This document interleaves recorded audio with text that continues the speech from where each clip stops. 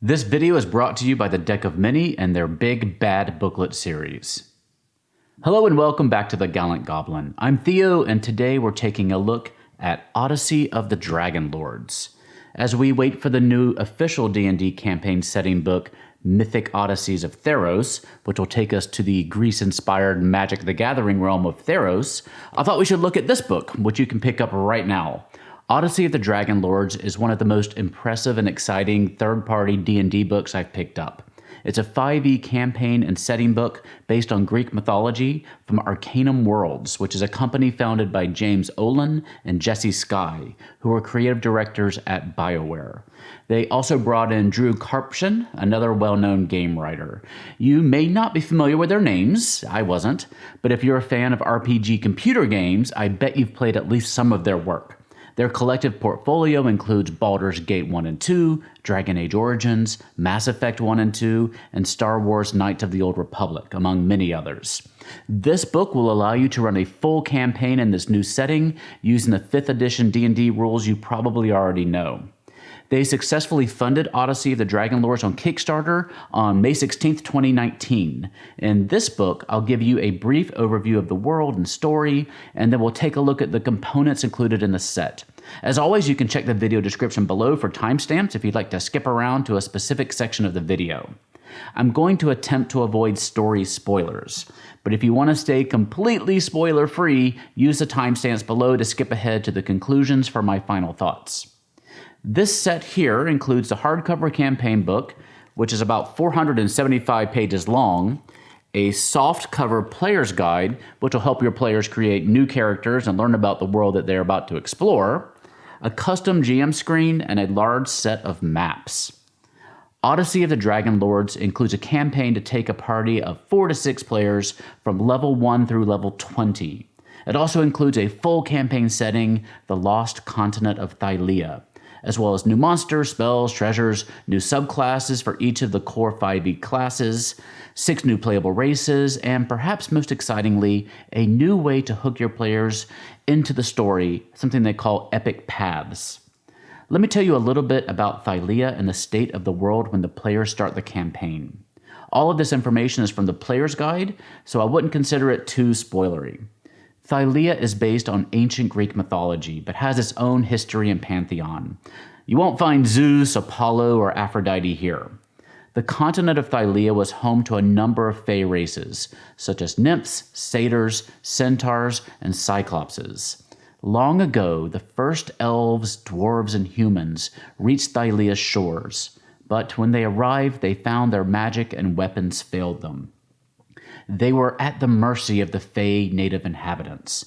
Life was short and difficult for these pilgrims.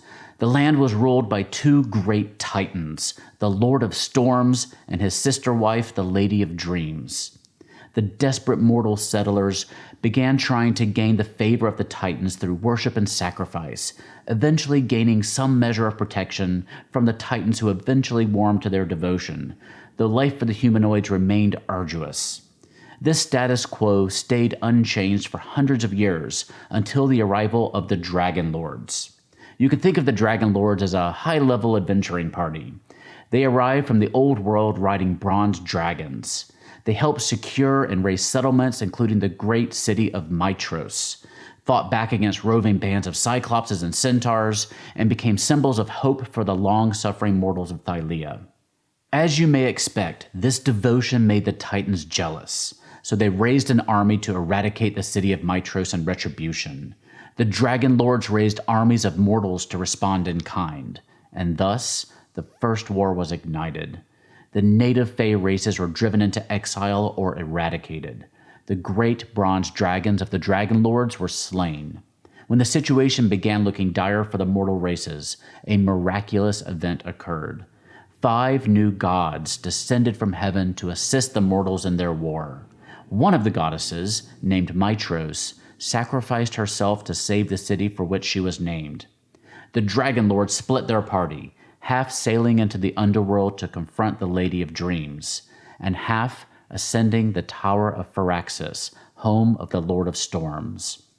No one knows exactly what happened, but signs of the approaching apocalypse began to subside. Some days later, a black ship sailed into the harbor, carrying the bodies of many of the Dragonlords. Several precious items were on board the ship, including a piece of parchment on which was written an oath of peace, which stated that the Titans had sworn to take no vengeance upon the mortals of Thylea for 500 years, provided that daily sacrifices would resume and that their temples be maintained. Time passed. The mortal civilization on Thylea flourished. The surviving Dragonlords became kings and established dynasties. Worship of the 5 new gods expanded to the point where the existence of the Titans was nearly forgotten. The 5 gods were indeed benevolent and walked amongst their people whenever they could. As present day approaches, the end of the Oath of Peace is at hand. The Oracle has prophesied the doom of Thylea, including the death of the new gods and the annihilation of the mortal people. Our party of potential heroes is summoned to the Temple of the Oracle to begin their adventure. The campaign takes place over 5 acts in a structured open world. As the players reach certain story milestones, more of the world is opened up to them. The player's guide here provides instructions on creating your character, including backstory ideas for each class to help establish their ties to the world. This is also where you can create your epic path, should your game master choose to engage with this optional system, and she should. As the player's guide explains, one of the recurring themes in ancient Greek stories and myths are mortal heroes who were born of gods or who have other divinity-touched origins.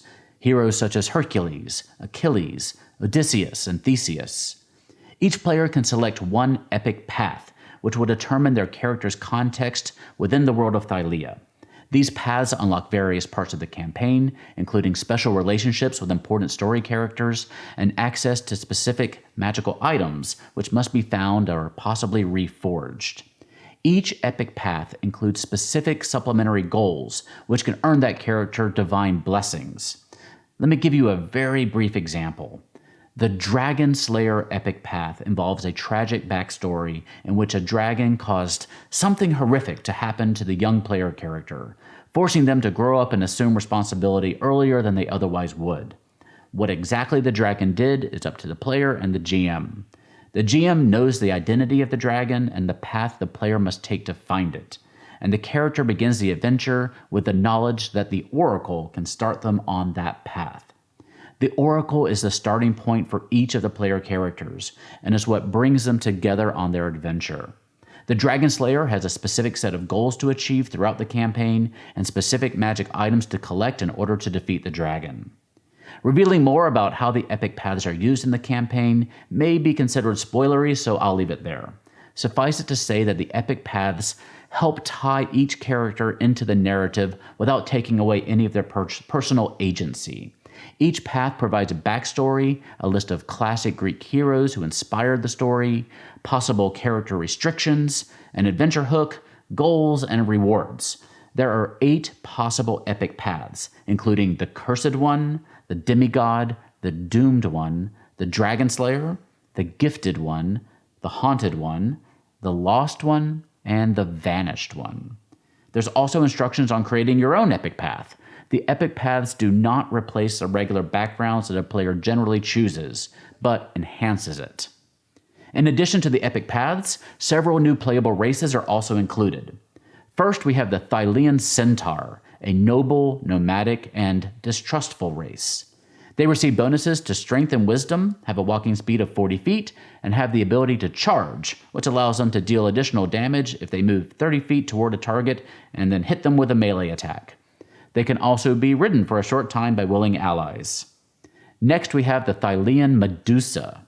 As you might expect, they are humanoids who made a bargain with a dark power which granted them certain fortunes, as well as turning their hair into snakes and giving them the ability to petrify others with their gaze. They are almost universally despised, so it's recommended that they wear big hats to keep their true identity safely under wraps. Oh, that hissing sound, that's just my tea kettle. I keep it under my sun hat. They get bonuses to dexterity and intelligence. They can make attacks with their snake hair, potentially poisoning their foes. They gain the ability to petrify at 5th level. The effect is temporary until the creature fails its saving throw 3 times in 10 minutes, and then it is permanently petrified. The DC on the check increases as the character levels. The Thylean Minotaur is descended from a group of humans who founded a city long ago called Minos. They did not have the strength necessary to till the land, so they found a strong and capable bull, which they tamed and utilized to produce bountiful crops. They began to venerate the bull, which, of course, angered the Lord of Storms, who cursed the settlers of Minos, turning each of them into the animal that they loved so much. They eventually became known as Minotaurs.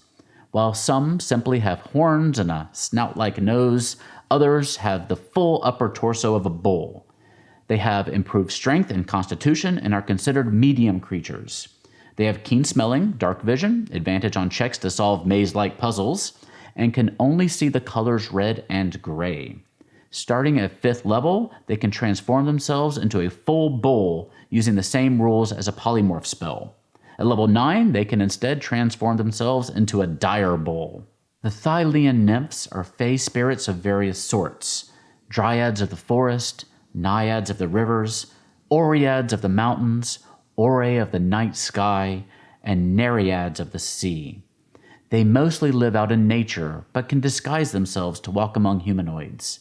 They have improved charisma and wisdom and are considered medium creatures.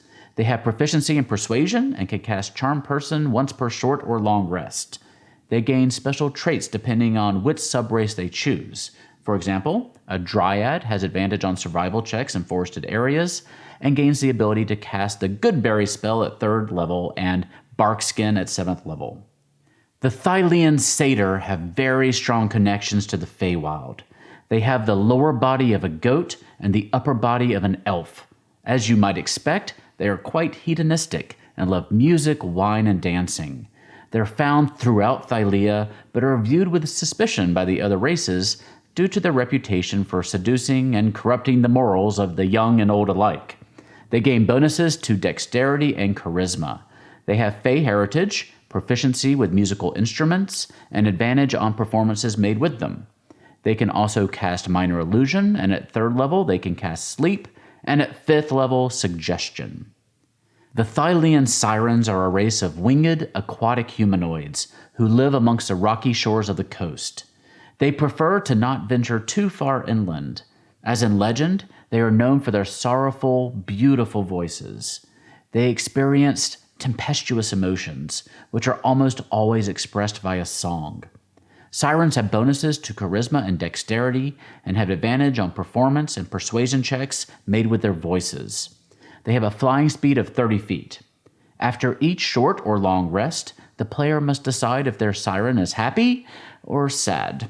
If they are sad, they lose the ability to fly, but gain the Song of Sorrow ability, which allows them to cast Charm Person, and at 3rd level, the Enthrall spell, and at 5th level, Hold Person. If happy, they gain the ability to fly, but lose access to those spells. Each core D&D class also gains a new Thylean subclass, or archetype as they're known in the book. I'll just touch on these briefly. The Barbarian gains the Herculean path, which is devoted to the idea of tremendous strength. Barbarians on this path are better at grappling creatures. They're also adept at ranged weapons, being able to use their strength modifier and rage bonuses for attacks with longbows. They can even choose to add the Thunderwave effect to ranged attacks once per rest. At 10th level, their rage ability increases, and at 14th level, they can create earthquakes around them by pounding on the ground. The Bard gains the College of Epic Poetry. A bard of this school begins their epic poem at 3rd level. They can add a verse to their poem when certain events occur to your party by chance.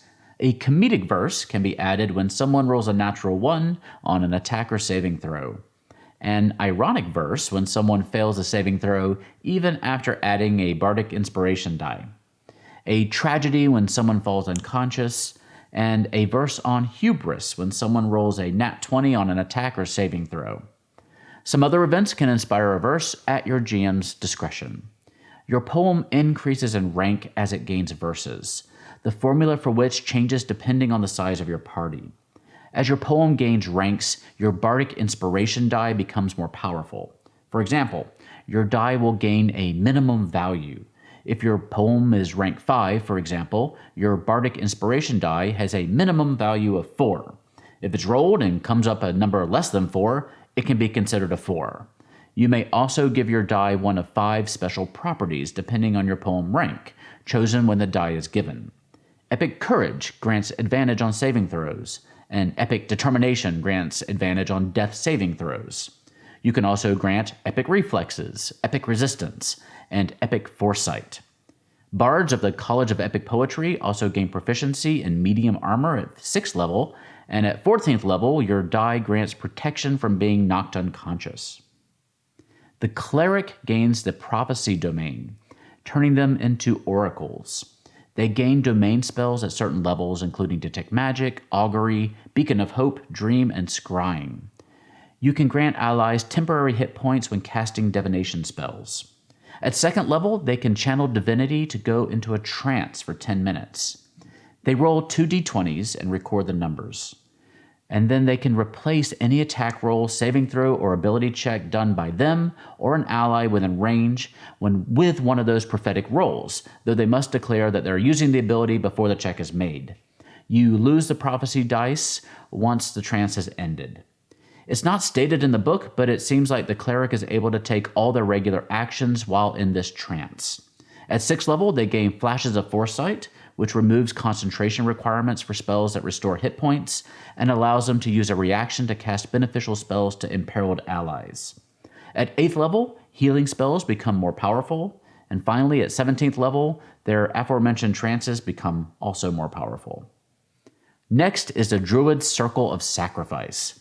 Druids of this circle believe in the immutable laws laid down by great universal powers and believe that sacrifices in the form of bonfires must be made regularly. They can immolate the bodies of foes to grant the effects of a bless spell to their comrades for a minute. At 6th level, they can use sprigs of mistletoe they've collected, represented by D4s, to achieve certain effects, like detecting magic and casting cure wounds. You can also expend a sprig to roll the d4 and add that number of hit points to any spell that restores hit points. At 10th level, their mistletoe dice become d6s. They can also tag an enemy for sacrifice, which allows them certain bonuses against them. At 14th level, the mistletoe dice becomes d8s, and they gain access to the teleportation circle spell. They can also create permanent teleportation circles with 8 hours and 12,000 gold pieces of material. The fighter gains the Hoplite soldier subclass, which specializes in swords and shields. When wielding a shield, they can use their reaction to make a melee attack against nearby foes who attack an ally. At 3rd level, they can invoke a shield wall, which gives a bonus to AC for anyone near an ally wielding a shield, and increases the AC for anyone nearby using a shield themselves. At 7th level, they gain bonuses to attacks with spears, tridents, and javelins.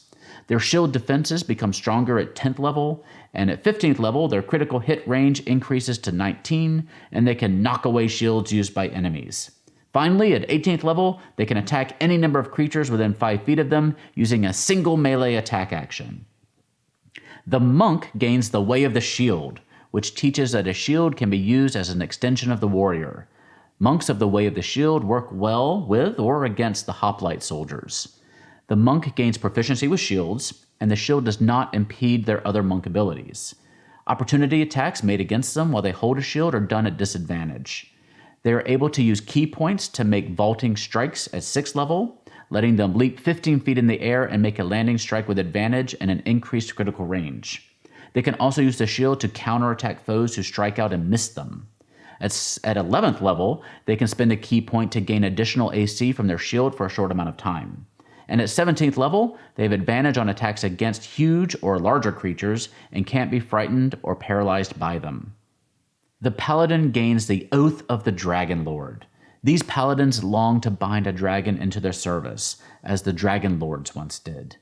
They summon pseudo-dragon familiars to help them find dragon eggs, which they hatch and raise together. The Paladin gains new oath spells, including Hunter's Mark, Fly, and Haste. It's expected that your pseudo-dragon will find you an egg by 5th level. This Paladin gains 2 new channeled divinity abilities too. Dragon's Wrath lets them frighten others, and Scorn the Unworthy lets them knock foes prone and cause them to lose concentration.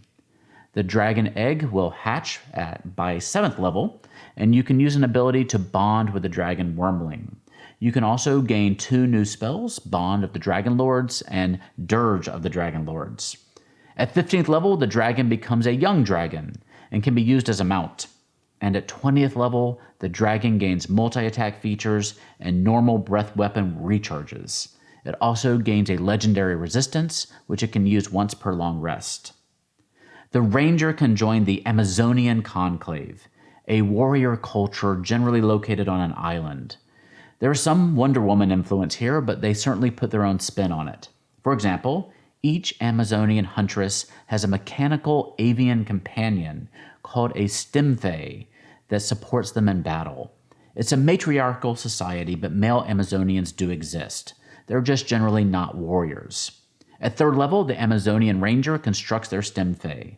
They can be used to scout ahead of the party and can be used in battle as well. They have their own stat block and attacks and increase their hit points and modifiers as the Ranger levels. The Amazonian Ranger also has its own catchphrase or battle cry that they can yell in battle to enter a frenzy, which works a bit like rage. At 5th level, they can reflect missiles with their bracers. They also have a circular blade-like weapon that they can throw at enemies and which returns to them. At higher levels, they can bounce it between enemies. And at 15th level, they gain a stunning strike-like ability. The Rogue can become an Odyssean, a legendary trickster who looks a lot like a common hoplite soldier carrying a spear and shield. They cunningly find weaknesses in their opponent's defenses and exploit them. They get their name from their tendency to travel far and wide seeking adventure. They can attempt to trick one of their enemies as a bonus action, which gives them and their allies advantage on attacks against that creature. At 9th level, when intelligent enemies know you're there but can't see you, they become too distracted to make attacks of opportunity. They later gain bonuses to their initiative and the opportunity to regain hit points by taking a deep breath before combat. And at 17th level, gain the ability to make a ranged attack against an enemy whenever an ally takes an attack of opportunity against that same foe. The Sorcerer can be of a demigod origin, which improves the efficacy of their spells and makes them extra built and beautiful. They can choose the divine domain of their godly ancestor, which gives them certain spells that they can cast without using a spell slot. For example, if they choose the death domain, they can cast Bane and Ray of Sickness. The other domains are knowledge, life, nature, light, tempest, trickery, and war. They're also stronger than your average sorcerer, able to add their charisma modifier instead of their strength modifier to their melee attacks and damage rolls. They can also spend a sorcery point to increase the effective level of the spells they cast by 1. At 14th level, they gain a legendary resistance once per long rest. And finally, at 18th level, they can spend any number of sorcery points to really pump up their spell's level. This demigod origin won't necessarily work well with the demigod epic path, as the epic path assumes your daddy is a particular god, namely Pythor, the god of battle, though war is one of the domains that you can choose from. The Warlock can have a trio of ancient hags known as the Fates as their patron. While they are utterly evil, they have granted you the power to glimpse the future. You have an expanded list of spell options, including Planar Binding, Arcane Eye, Clairvoyance, and Identify. Each morning, you can consult the Fates, which allows you to cast a divination spell without expending a spell slot, which also provides you with some temporary hit points. At 6th level, when you wake up after a rest, you can also get a glimpse of your fate that day by rolling a d20 and recording the result. You can then use that result to replace any attack roll, saving throw, or ability check made by you or a creature you can see later that day. You have to choose to do it before the roll is made, though. At 10th level, you feel your burden lifted when you help a creature meet its fate, regaining a spell slot after bringing a creature to 0 hit points. And finally, at 14th level, you can accelerate the entropic powers of fate, causing a creature to move next to another creature you can see and suffer psychic damage if they aren't immediately next to them at the beginning of their turn. And finally, the wizard can become an academy philosopher. They choose from one of 8 philosophic schools, which grants them particular abilities or bonuses. For example, a student of the School of Empiricism gains proficiency in perception and can cast Identify or Detect Magic once per rest without using a spell slot. The other schools are Cynicism, Eclecticism, Epicureanism, Stoicism, Sophism, Hedonism, and Skepticism. At 6th level, you can become a Master of Mathematics, letting you cast with precision. When you cast a spell that affects other creatures you can see, you can choose a certain number of them to automatically succeed on their saving throws against the spell. And they take no damage instead of half damage from the spell. Basically, this will make your fireball even more OP. You can also increase or decrease the area of effect of your spells by 5 feet. At 10th level, you can gain insight into the nature of causality, letting you redirect spells cast against single targets that you can see. And at 14th level, you master your trainings of paradoxes, helping you maintain concentration on your spell even when you would otherwise lose it. One other innovation in this book is the idea of fame, which the heroes earn for performing great deeds. As you become more famous and revered across the land, you gain certain privileges, and others may become jealous. For example, when you gain your first fame point, your name is known in the local taverns in the region where your first great deed was performed. At 5 points, smaller settlements across the land have festivals to celebrate your name, and you have free lodging in smaller settlements and advantage on persuasion checks during festivals. I'll leave it to you to discover what happens in your path up to 20 fame points. So we've talked about the epic paths, the new races, the new subclasses, and fame. Most of the book is devoted to the campaign, which will level you all the way up to 20. I don't want to give many story spoilers beyond what I said earlier. The heroes must prepare to confront the Titans as the Oath of Peace nears its final day. This is a truly epic adventure and one that I plan to run as soon as I can get a new group together.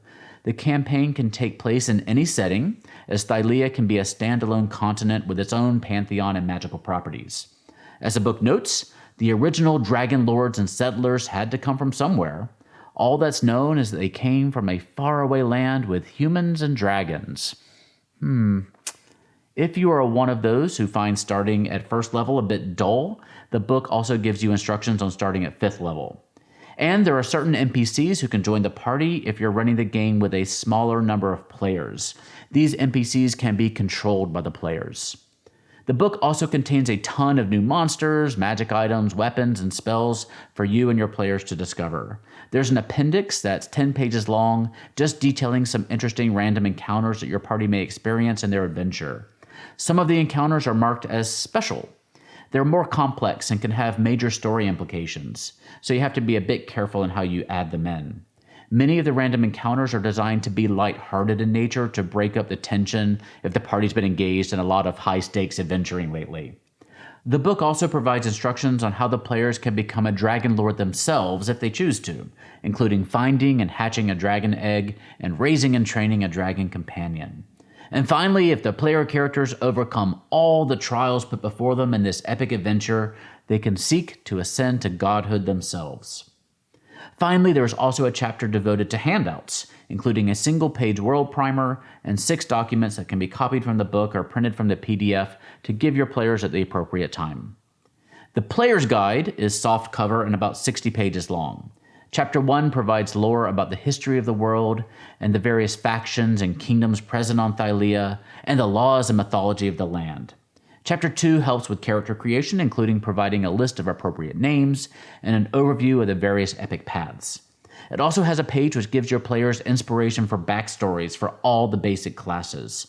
For example, a bard could be a satyr, minstrel, who travels the land and performs in smoky taverns of human towns or forest glades for nymphs and other fey creatures.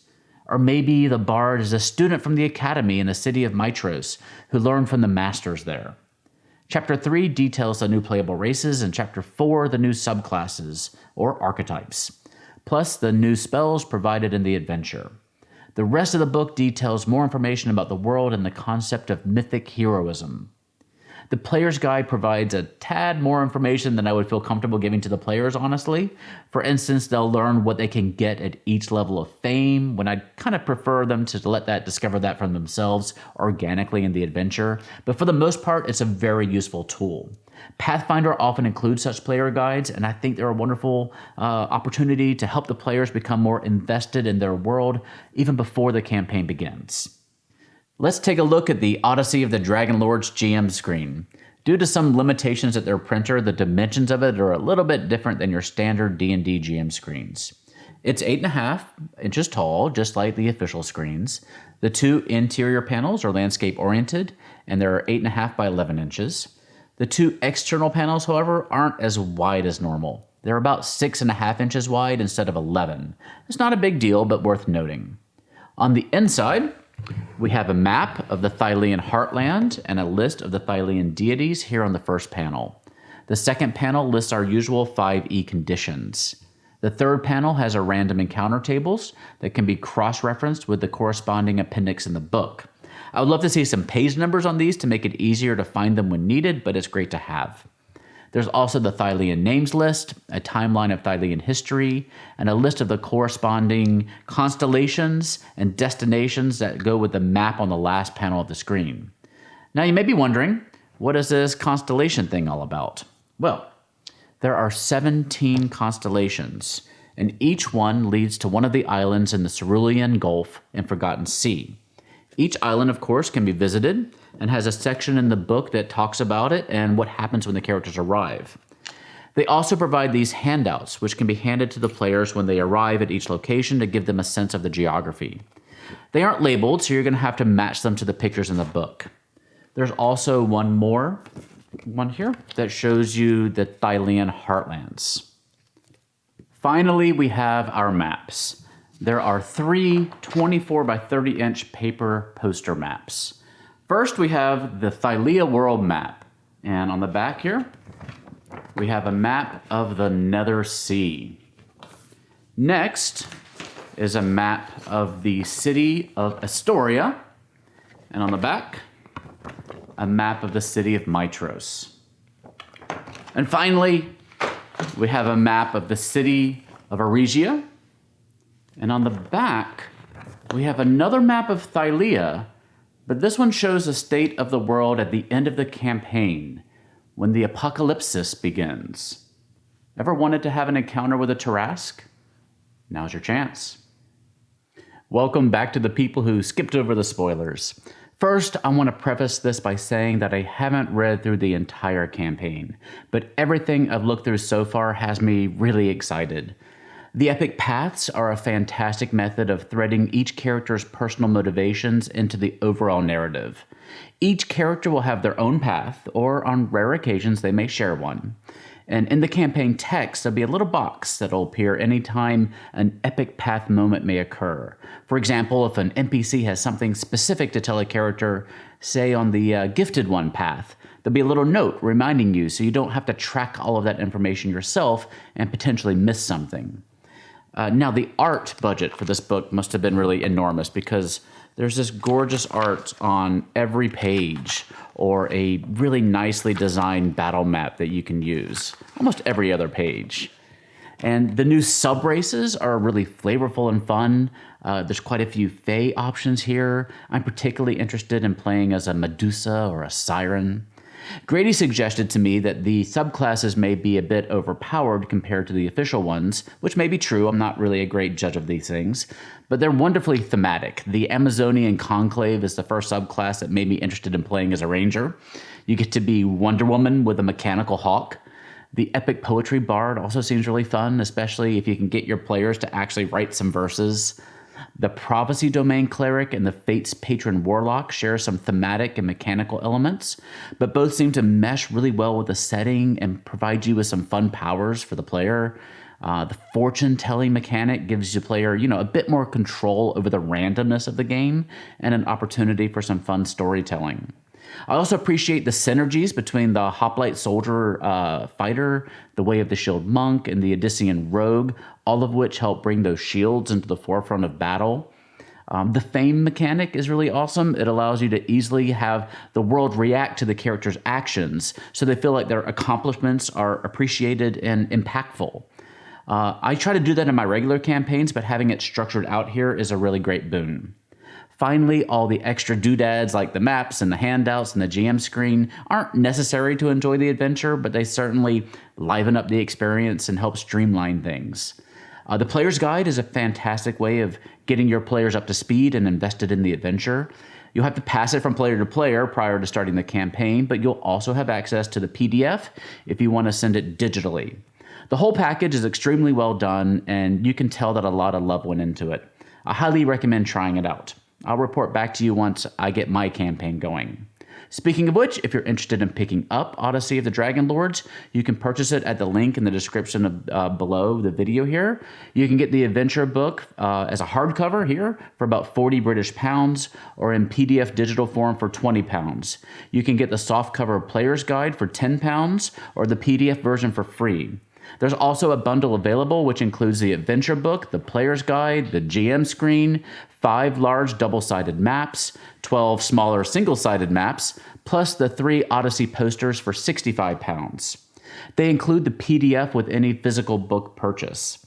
Finally, they have the double-sided map of Thylea and Mitros for 5 pounds and a free PDF version of the character sheet. The adventure is also available on Roll20 for $50 and Fantasy Grounds for $40 if you prefer to play online. And they have a dedicated Discord channel if you plan to run the adventure and want to consult with some other game masters along the way. It's a pretty amazing set, and I'm curious how it'll compare to the Mythic Odysseys of Theros book when it comes out. This book will have the benefit of including a full 1 to 20 adventure though, while the other one is just a campaign setting book. Getting an adventure that actually levels you all the way to 20 is fairly rare as well. So let me know what you think in the comment section below. We also don't frequently cover books like this on the channel. So thanks for watching all the way through to the end of this video. Let me know if you'd like to see more covers like this. We have quite a few supplements and adventure books on our shelves that we could review if there's demand. We want to thank our sponsor for this video, the Deck of Many. If you subscribe to their Patreon, you can receive new reference cards each month, as well as our newest creation, the Big Bad Booklet, which includes everything you need to drop an epic and creative encounter with a boss monster into your regular ongoing campaign. Each set comes with a booklet for this month's monster, plus a 4x6 piece of art for the monster to show your players and 10 reference cards. For March 2020, they have Miss Speckleback, a giant frog monster who eats her own magical eggs, as well as any interloping adventurers who cross her path. The booklet contains her backstory, possible adventure hooks, stat blocks, role-playing information, tactics, and more. It's quite a bit of information, really, and leads to some really creative stories for your game table. Get a new one each month at bigbadbooklet.com. Thanks for watching today. If you enjoyed the video, kindly click that little thumbs up button down below, subscribe to get more videos in your feed, and leave me feedback in the comment section below. I hope you're doing well, and I'll see you next time at the Gallant Goblin.